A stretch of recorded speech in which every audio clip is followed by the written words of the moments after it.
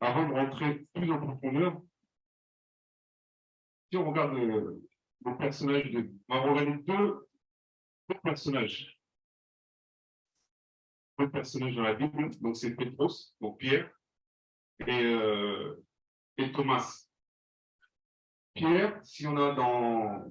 Bon, il y a des passages que j'ai donnés, on ne va pas forcément rentrer bien dans les passages à lire parce que voilà, mon temps est court pour vous partager tout ça. On regarde dans Jean 21, même avant, on va aller dans Jean 21, comme j'ai dit Jean 21, mais il y a fait le passage. Vous allez voir, donc Pétros, surnommé Pierre en français, c'est même Pétros. Vous connaissez l'histoire de Pierre. Est-ce que tout le monde connaît l'histoire de Pierre? Tout le monde connaît Pierre. Pierre qui a marché avec le Seigneur mort à la croix, ressuscité. Qu'est-ce qui va se passer? Pétros, qu'est-ce qu'il va faire dans Jean 21? Il va retourner à ses occupations mondaines. Je ne vais pas dire retourner dans le monde, parce que si on dit qu'il est retourné dans le monde, c'est comme s'il avait péché. Donc on va dire plutôt qu'il est retourné à ses occupations mondaines, dans Jean 21. Pierre, Pétros, si quelqu'un a Jean 21, vous allez voir au moment où il dit allons à la pêche quelque part. Si quelqu'un peut trouver juste le verset en même temps que vous. Donne le verset pour tout le monde. Jean 21, ça je lis en même temps que vous. Quelqu'un trouve le verset? Verset 3. Oh, 3. Verset 3. Verset 3, ok. Là, non, pardon, j'étais dans. Voilà, je ne sais pas dans l'évangile. Merci, c'est bon. Je lis, Simon Pétros, donc Simon Pierre, leur dit, je vais pêcher. Il lui dit, nous allons aussi avec toi. Ils partirent donc et montèrent aussitôt dans un bateau, mais ils ne prirent rien cette nuit-là. On ne va pas tout lire, et à la suite, après on voit Yeshua qui est sur le bord, donc Jésus qui est sur le bord du rivage, et il les appelle, et ensuite il se lève. Et ensuite, on va lire aussi un autre verset. Voilà, au verset 7, je vais lire. Alors le disciple que Yeshua aimait dit à Pétros, c'est le Seigneur. Simon Pétros, ayant entendu donc que c'était le Seigneur, ceignit sa tunique car il était nu et se jeta dans la mer. Donc le Pétros, qui a écrit 1 Pierre 2, 2 Pierre et 2 Pierre, 1 Pierre et 2 Pierre, il va se retrouver voilà, nu sur sa tunique, il va retourner dans ses occupations mondaines, et au verset 3, on dit quoi? Qu'est-ce qu'il va faire? C'est lui-même qui va engrainer les autres disciples. Une fois qu'on lit des passages, on dit, mais waouh, c'est grave. Pétros, hein, le même, on disait hier, là, avec son ombre, il pouvait guérir des malades, mais c'est même Pétros, les disciples, là, après, c'était passé plus tard, l'histoire que les ombres. Enfin, ce passage-là, l'histoire, cette histoire-là. Mais avant ça, ce même Pétros, il va engrainer les disciples au verset 3 pour aller reprendre leurs activités mondaines. Il y a des activités mondaines pour peut-être les retourner dans le monde. Et quand on regarde dans le verset 3, parce qu'on va venir à Thomas aussi, dans ce verset 2, voilà, le verset 2 dit Simon Pétros, Thomas, appelé Didymos, Nathanaël de Cana en Galilée, fils de Zabdi, d'Ébédée, et deux autres de ses disciples étaient ensemble. Donc il y a aussi Thomas.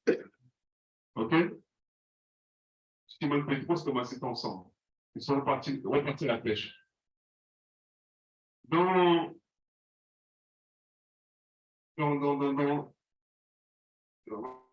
lire un autre passage. Jean 18, 10. Jean 18, 10. Là, c'est juste l'introduction. Je ne vais pas prendre long. Jean 18, 10. Jean 18, 10, j'y suis. Le titre que j'ai dans ma Bible, là, est écrit Pétros par Malchus. Donc je lis Jean 18, 10. Alors Simon Pétros, ayant une épée, la tira, frappa un esclave du grand prêtre et lui coupa l'oreille droite. Le nom de l'esclave était Malchus. Alors Yeshua dit à Pétros, remets ton épée dans le fourreau, ne voirais-je pas la coupe que le Père m'a donnée? Donc pour le contexte, là on vient arrêter Yeshua, donc Jésus, et Pétros sort son épée pour couper l'oreille de Malchus. Vous voyez? Ensuite, on montrait le zèle. Là, on voit le zèle charnel de Pétros. Il sort son épée alors que le Seigneur On va voir plus tard, vous allez comprendre pourquoi je parle de ça. Il avait déjà prévenu sur certaines choses. Et ensuite, plus bas, si je ne dis pas de bêtises, c'est ça, c'est plus bas, effectivement. Qu'est-ce qu'il va faire Pétros quand ils vont aller après dans le. Enfin, quand ils vont arrêter Yoshua, ensuite, Pétros, il va se retrouver avec plusieurs personnes et on dit c'est la nuit de mémoire. Si vous vous rappelez bien, avec le chant du coq, qu'est-ce qui va se passer? Il lit la Bible. Il va le renier. Combien de fois? 3 fois. Le Pétros, hein, qui, avec son nom, peut guérir les malades. Hein. Vous voyez, attention, je ne suis pas en train de dire que Pétros, il a péché, mais c'est pour faire comprendre quelque chose. Il va le renier, c'est plus bas normalement dans Jean 10, là, Jean 18, là, mais bien. Plus bas, on dit qu'il a renié 3 fois. Dans Acte 10, regardez quelque chose dans Acte 10. Vous suivez, je ne vais pas trop vite, hein, c'est bon? C'est bon, Acte 10, c'est bon? Je ne vais pas trop vite? Acte 10, je vais en même temps que vous. Acte 10, donc dans le testament de Yehoshua, pour ceux qui ont la Bible de Yeshua Mashiach. Acte 10. Dans le premier verset de Acte 10, on dit un ange, donc le titre c'est un ange d'Élohim apparaît à Cornelius, et lui dit que un certain Pierre qui vit chez Siméon ou Shimon le ferrailleur va venir te visiter. C'est bien ça, hein, pour ceux qui ont les lecteurs de la Bible. Et au verset 9 de Acte 10, donc je vais lire, et le lendemain, comme il marchait, est-ce que je vais tout lire? Pas forcément du temps. Bon, je vais lire très rapidement alors. Et le lendemain, comme il marchait, qu'il approchait de la ville, Pétros monta sur le toit vers la 6e heure pour prier. Mais il eut faim et voulut prendre de la nourriture. Mais pendant qu'on lui préparait, tombant en extase, il vit le ciel ouvert, un certain vase descendant sur lui, semblable à une grande nappe de lin attachée par les 4 coins qui descendaient vers la terre, et dans laquelle il y avait tous les quadrupèdes de la terre, les bêtes sauvages, les reptiles et les oiseaux du ciel. Donc il y avait tous les animaux, purs et impurs. Et une voix vint vers lui, Pétros, lève-toi, tue et mange. Et Pétros dit, en aucune façon, Seigneur. Donc il a reconnu que c'était le Seigneur, car je n'ai jamais rien mangé de souillé ni d'impur. Il avait raison. Lui qui est de culture juive, il dit, mais moi, je n'ai jamais mangé de choses impures. Parce qu'il y avait tous les animaux de la terre. Et au verset 15, et la voix lui dit encore, pour la seconde fois, ce qu'Élohim a rendu pur en toi, ce qu'Élohim a rendu pur, toi ne le tiens pas pour impur. Et cela arriva jusqu'à 3 fois, et le vase fut enlevé de nouveau dans le ciel. Amen. Vous êtes toujours là? Amen. Donc, au bout de 3 fois, c'est là qu'il a compris la vision. Et ensuite, après, Corneille vient de rendre visite. Et là, il a compris qu'en fait, les animaux impurs, ça représentait les nations. Oui. Donc, ça, c'est Pierre.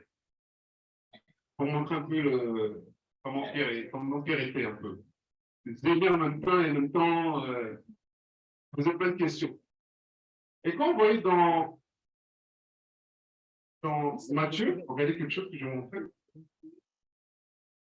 Matthieu 15, verset 11. Tu peux lire, David, Matthieu 15, verset 11. Ce n'est pas ce qui entre dans la bouche et devant l'être humain impur, mais ce qui sort de la bouche.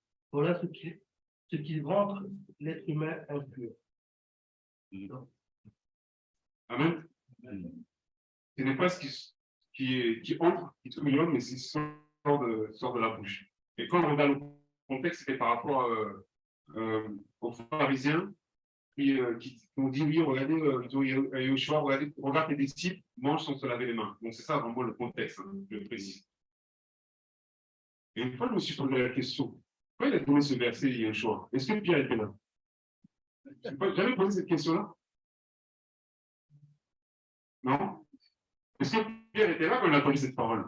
Il n'était pas là? Il était là ou il n'était pas là? Est-ce que vous pouvez parler plus fort? Je n'entends pas. Il était là ou il n'était pas là? Vous ne savez pas? Est-ce que, c'est mon frère, est-ce qu'il était là? Tu sais? Il était là ou il était pas? Ah, il m'a dit que c'est la réponse. Je dis bien, on parle des mains. Le contexte était par rapport à se manger sans se laver les mains. Je vais le dire pourquoi. Regardez. Matthieu 15, donc j'étais. On est au verset combien pour ceux qui suivent? 11 ans. Donc j'ai lu la suite. Alors ses disciples s'approchant lui dirent, sais-tu que les pharisiens ont été scandalisés quand ils ont entendu cette parole? Mais répondant, il dit, toute plante que mon Père céleste n'a pas plantée sera déracinée. Verset 14, pardon. Laissez-les, ce sont des aveugles qui guident des aveugles. Si un aveugle guide un autre aveugle, ils tomberont tous deux dans la fosse. Verset 15. Donc on arrive là. Verset 15. Mais Pierre, le Pétrus, d'accord, hein? C'est l'envoi qui écrit la Bible. Le Pétrus, prenant la parole, lui dit, explique-nous cette parole, parce que je n'ai pas bien compris. On arrive quelque part.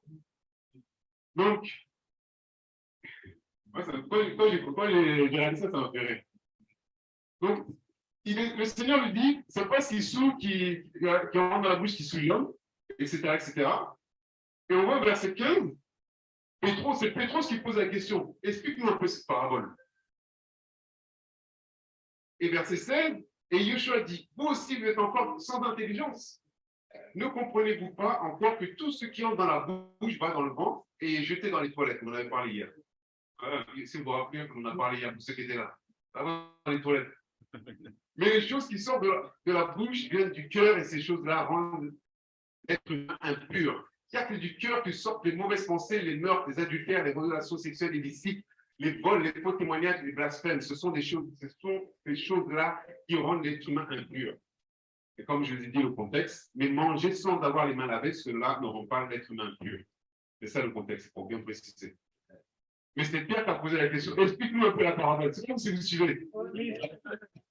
Putain, dans Acte 10, maintenant, il voit les animaux impurs, il dit, mais moi, je ne mange pas. Est-ce que quelqu'un a compris? On va quelque part. Acte 10, moi, je ne mange pas. Mais dans Matthieu 15, le Seigneur t'a expliqué la parole, non? Il t'a dit, mais c'est pas ce qu'il ça va te souiller. Ça va pas te souiller. C'est toi-même qui poses la question. Et ensuite, dans Acte 10, quand maintenant le Seigneur te permet que tu puisses comprendre ce qu'il t'a expliqué avant, il dit, non, moi, je ne veux pas. Je ne veux pas manger. Ce que j'ai vu là, les animaux impurs, moi, je suis de confession juive de base, même si, voilà, maintenant, je suis devenu chrétien, parce que je te suis, Seigneur, mais moi, je ne mange pas. On va quelque part. Ça veut dire quoi? Non, on ne va pas parler de ça. On va continuer un peu. C'est pas ça, c'est l'introduction. C'est l'introduction. Donc, Pierre, ça c'est Pétros. Le Pétros, là, qui peut remettre en place les gens, dire, bah, va, toi, avec ton argent, voilà. Soit maudit, toi, avec ton argent. En fait, ce truc qui vient de me rappeler, là, ce que je veux dire maudire. Quand, de mémoire, c'est pas dans Jean 18 qu'on a lu, mais dans d'autres évangiles, il va dire quoi? Pétros, on va lui dire, mais toi, tu as le même langage, je crois qu'on en a parlé aussi hier, tu as le même langage que Simon Choix. Et à un moment, il va dire quoi? On dit quoi dans les Écritures? Il s'est maudit. Quelqu'un a déjà vu ça? Quelle audace! Il s'est même maudit, il a dit, non, non, non, moi, je ne connais pas ce Yeshua. Si quelqu'un trouve ça, on peut le partager. Il s'est carrément maudit lui-même. Ensuite, il a renié le Seigneur. Non, moi, il a renié 3 fois. Mais avant ça, il s'est maudit. Pétros. Attention, je ne suis pas en train de dire que. Je suis en train de blasphémer. Pour vous rappeler pour pas comprendre quelque chose. Mon frère Patrick, tu as trouvé? C'est Marc 14. Merci. Marc 14, 71. Marc 14, 71. Merci. Regardez, juste pour lire ça, et après, on va parler de Thomas. Marc 14, 71. Merci beaucoup. Donc, je lis. Voilà. Au verset 70, mais il nia de nouveau, peu après ceux qui étaient là présents dire de nouveau à Pétros, certainement tu es de ce genre-là, car tu es galiléen et ton langage ressemble au leur. Mais il se mit à se maudire et à jurer en disant, je ne connais pas cet homme-là dont vous parlez. Et le coq chanta pour la seconde fois. Alléluia. Oui, l'homme. Votre père a marché combien de temps avec le Seigneur? c'est maudit lui-même, vous voyez? On va parler un peu de Thomas. Après, vous allez dire, mais pourquoi il parle de tout ça? Thomas aussi a été embrigadé dans Jean, qu'on a eu tout à l'heure dans Jean 21. Quand Pierre a dit que non, on va à la pêche, il a aussi suivi Pierre. Thomas, j'avoue que là, le verset m'échappe, mais c'est dans la fin des évangiles. Il va se passer quelque chose. Le Seigneur va revenir. Enfin, le Seigneur est mort, ressuscité, il va apparaître aux disciples. Quand il va arriver, il va voir Thomas. Quand on va dire oui, il y a Thomas, on va dire Thomas, le Seigneur est ressuscité. Pour ceux qui lisent la Bible, qu'est-ce qu'il va dire, Thomas? C'est ça. C'est ça. Je vais dire dans mes pour ceux qui n'ont pas entendu. Tant qu'il n'a pas vu les trous là, il n'a pas vu tous les trous, il ne le fera pas. Il voit les preuves. Les mains, les pieds. Voilà.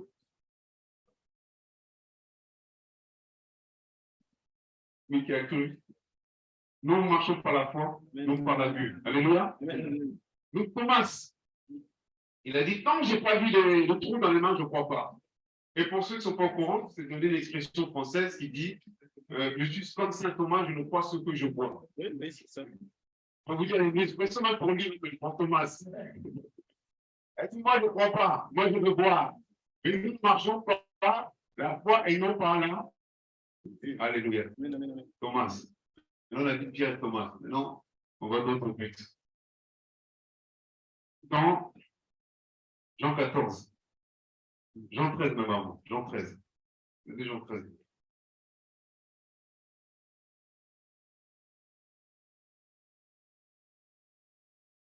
Jean 13, à la fin de Jean 13.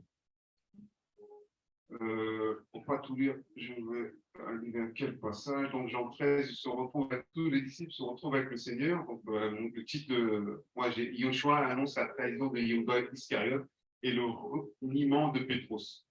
Ils sont tous ensemble et il dit celui qui a trempé le pain, c'est lui qui va le trahir, etc. Donc, on comprend que c'est Yehuda. Après, Yehuda va sortir de l'endroit où ils étaient pour aller le trahir. Voilà. Donc, au verset 36. À la maison, on pourrait lire tranquillement. Donc, je vais lire à partir du verset 36 et je vais continuer Jean 14. Parce que aussi, le problème qu'on a souvent, c'est qu'on prend les versets, on les sort, on sort du panier, et voilà. On ne lit pas toutes les choses ensemble. Alors, Jean 13, 36, après on va lire Jean 14. Simon Pétros lui dit, Seigneur, où vas-tu? Yeshua lui répondit, là où je vais, tu ne peux pas me suivre maintenant, mais tu me suivras plus tard. Pétros lui dit, donc Pierre, pourquoi ne puis-je pas te suivre maintenant? Je donnerai mon âme pour toi. Yeshua lui répondit, tu donneras ton âme pour moi? Amen, amen, je te le dis. Le coq ne chantera pas que tu m'aies renié 3 fois. Après, on a vu que Yeshua Pétros l'a renié 3 fois avec le chant du coq. Donc, on continue maintenant l'histoire sans séparation de chapitre. Donc, je suis allé trop vite. Donc, il dit, voilà, verset 36, Seigneur, où vas-tu? On lui pose la question, où vas-tu? Et Yeshua lui répond, là où je vais, tu ne peux pas me suivre maintenant, mais tu me suivras plus tard. Ok, mettez ça dans le coin de votre tête.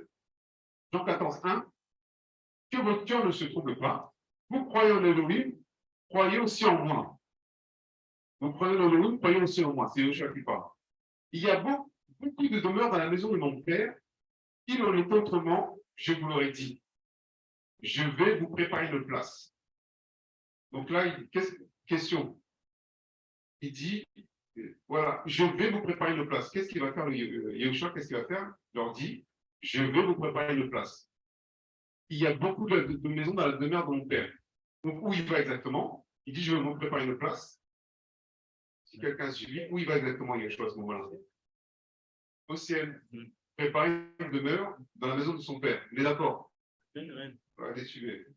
Verset 3. Et quand je serai allé, et que je vous aurai préparé une place, donc il s'en va, il répond à la question aussi de Pierre plus tôt, et que je vous aurai préparé une place, je viens de nouveau, je vous prendrai avec moi, afin que là où je suis, vous y soyez aussi.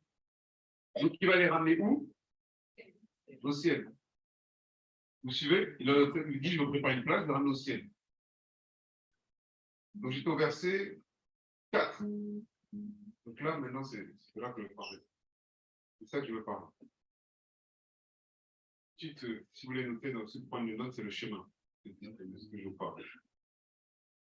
Et vous, verset 4, donc Jean 14, verset 4. Et vous savez où je vais. Et vous savez où je vais. Vous arrêtez là, ne lisez pas la suite. Et vous en savez le chemin. Là, il leur a donné l'explication, il leur a expliqué, là, on vient de le dire ensemble. Il va où? Au ciel. Et vous en savez le chemin. Quand vous prenez l'avion, si on dit même aujourd'hui, on est venu à Angers, je dis, bon, tu dois aller à Angers, il y a une réunion de prière. On te dit, l'adresse est là. L'adresse pour aller à cette réunion de prière, c'est tel endroit. Qu'est-ce qu'on va faire? On va chercher le chemin sur Google ou sur Internet, chercher le chemin, on est d'accord. Donc, si tu sais où tu vas, tu sais où tu vas, le chemin, logiquement, tu vas chercher le chemin parce que tu comprends le chemin pour aller à cette destination. Tu es d'accord ou pas? Tu dis, tu dois aller sur Paris, ben, tu réfléchis déjà à comment le chemin que tu dois prendre pour aller sur Paris.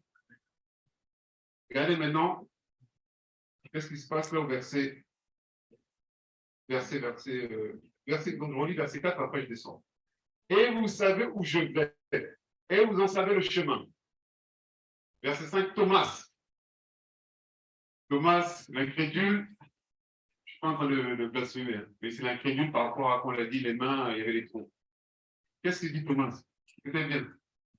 Seigneur, nous ne savons pas où tu vas. Attendez. Toi, tu lis, tu grattes la tête, mais il t'a expliqué. Pétros a posé la question, Seigneur, où tu vas, je vais aller avec toi. Il t'a expliqué, je vais te préparer une demeure, on va au ciel, etc., etc. Thomas arrive, il dit, Seigneur, je ne sais pas où tu vas. Nous ne savons pas, on ne dit même pas non. Nous ne savons pas, donc il a dit nous. Comment donc pouvons-nous en savoir le chemin? Si je ne sais pas où tu vas, je ne peux pas savoir le chemin. Si je ne sais pas où tu vas, comment je vais savoir le chemin comment je connais le chemin?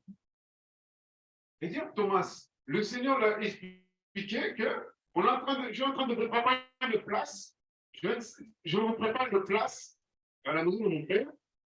Donc, si je vous prépare une place pour le ciel, logiquement, moi je suis le chemin parce que c'est moi qui vais vous montrer comment y aller. Thomas, verset 5, nous ne savons pas où tu vas. Donc, nous ne connaissons pas le chemin.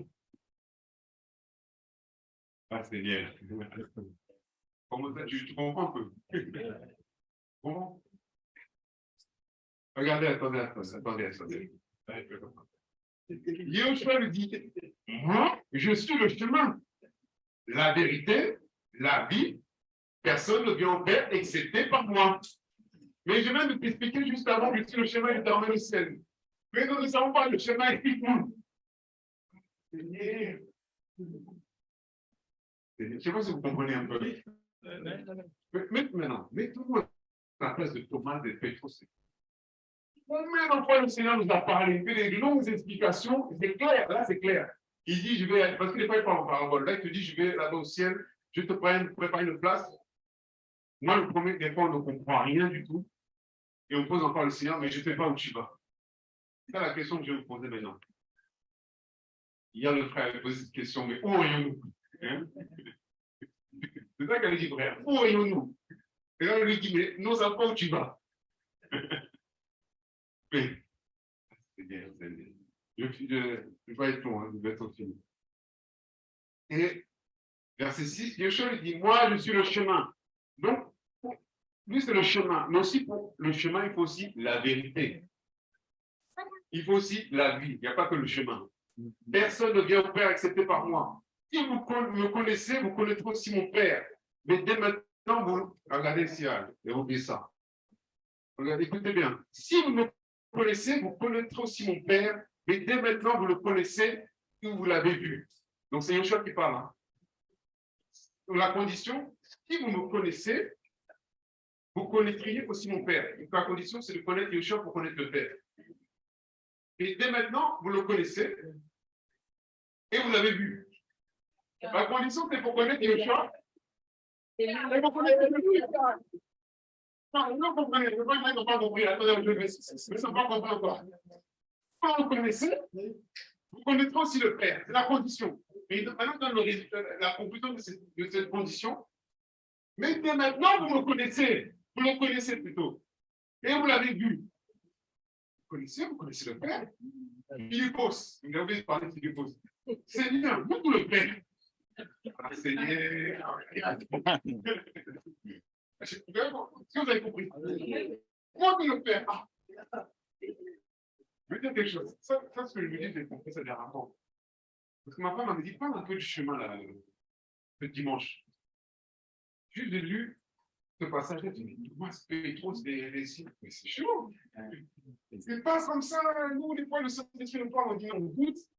Pas ça passe comme ça, on dit, on y va, mais non. Donc, verset 8, Philippos se dit, Seigneur, montre le Père, et cela nous suffit. Yeshua le dit, je suis depuis si longtemps avec vous, et tu ne m'as pas connu, Philippos. Celui qui m'a vu a vu le Père. Et comment dis-tu, montre le Père? Et comment tu viens de dire, montre le Père, je vais t'expliquer si tu m'as pas, tu vas voir le Père.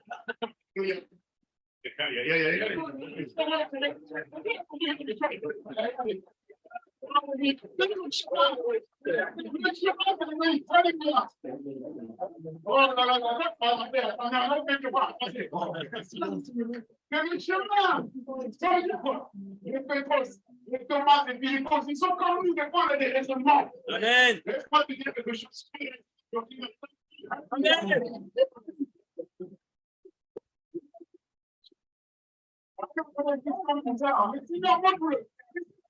C'est lui.